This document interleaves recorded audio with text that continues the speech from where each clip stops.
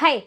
ఈరోజు 'గుండె నిండా గుడిగంటలు' ఎపిసోడ్ విషయానికి వస్తే ఇంకా మీనా ఉంది కదా! మీనా వచ్చేసి తనకొక పెద్ద ప్రాజెక్ట్ అయితే వస్తుంది. అది ఏంది అంటే 5,00,000 డిపాజిట్ కడితే తనకొక ఆర్డర్ అయితే వస్తుంది. పక్కనే చింతామణి ఉంది. చింతామణి ఉంది కదా! తన దగ్గర బాగా డబ్బులున్నాయి కదా! ఆమె అయితే నేను కట్టేస్తానని చెప్పంటుంది. కానీ డిజైన్ అంతా మీనాదే బావుంది అని చెప్పేసరికి ఇంకా పోటీగా చింతామణికి ఎట్టైనా బుద్ధి తెప్పించాలా అన్న ఉద్దేశంతో నేను సరే 3 రోజులు డబ్బులు అరేంజ్ చేసుకుంటాను అని చెప్పి మీనా అయితే అక్కడ సైన్ చేసి రావడం అయితే జరుగుతుంది. ఇక్కడ బాలు దగ్గర పాపము 5,000 లేవనమాట అతనికి కారుకి కట్టుకోవడానికి. లేకుంటే ఏమొచ్చి 5,00,000 కావాలని చెప్పి అడుగుతుంది. అంత పోనీ చింతామణి వాళ్ళ హస్బెండ్ ఉన్నాడు గదా! ఆయన చెప్పాడు గదా! "నువ్వు లేడీ గదమ్మా! నీకెప్పుడైనా సపోర్ట్ కావాలంటే నేను చేస్తాను" అని చెప్పాడు గదా! పోయి ఆయనన్నా అడుగుండాల్సింది గదా! వీళ్ళు పోయి ఆయన్ని అడగలేదని గుర్తు రాలేదేమో సమయానికి. ఆయన పోయి అడుగుంటే ఆయన ఖచ్చితంగా హెల్ప్ చేసేవాడు.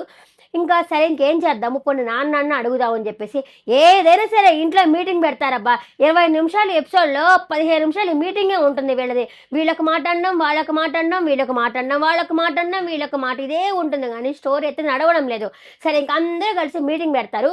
మీటింగ్ పెట్టేసరికి వాళ్ళ అమ్మ అంటుంది, "ఏం చేద్దాం అనుకుంటున్నావు?" అని చెప్పి అనేసరికి, "లేదు నేను పెద్ద ఆర్డర్ తీసుకున్నాను. మంచిగానే ఆదాయం వస్తుంది. మామగారిని అడగడానికొచ్చానంటే, "ఏమీ లేదు" అని చెప్పేసరికి బాలు ఉండి నేనొక ఐడియా చెప్తాను అని చెప్పేసరికి, ఏంది ఆమె మాట వినకముందే ప్రభావతి, "ఓహ్! ఇల్లు గురించి మాట్లాడుతున్నారా? ఇల్లు నేనైతే ఇవ్వను" అని చెప్పనడము. ఇంకా మనోజ్ కామ్‌గా ఉండొచ్చు కదా! "అదెట్టా అందరి వాటా కదా! నువ్వెట్లా ఇస్తావు" అనడం. దానికి బాలు సెటైర్ ఎయడము. బాలు వచ్చేసి, "అదేంది పాలరమ్మకి పాలర పెట్టిచ్చింది కదా! 40,00,000 తీసుకోని" అని చెప్పి ఆయన అనటము. ఇదంతా మాకు డబ్బులు లేవని చెప్పటము. ఇంకా పెద్దాయన వాళ్ళ నాన్న ఉండేసి, నేను అంతకుముందు రిటైర్మెంట్ డబ్బులు ఇద్దామంటే ఆ మనోజ్ తిన్నాడు అని చెప్పని అనటము. ఇదే డిస్కషనే జరుగుతా ఉంది. ఇంకా వీళ్ళ మధ్య వచ్చేసి ఇంకా రోహిణి ఒక మాట అంటుంది. అలాగే శృతి ఒక మాట అంటుంది. వీళ్ళంతా డిస్కషన్ అన్నీ తేలిన తర్వాత బాలు ఒక మాట చెప్తాడు. ఏంది అంటే, అమ్మమ్మ పొలం ఉంది గదా! నాయనమ్మ పొలం ఉంది గదా! ఆ పొలం అయితే కొంచెము లోన్ తీసుకుందాం అని చెప్పేసరికి, ఇంక ప్రభావతి అది గూడా వచ్చి అందరి వాటా గదా! అని చెప్పనంటుంది. అది ఆవిడ వాటానే.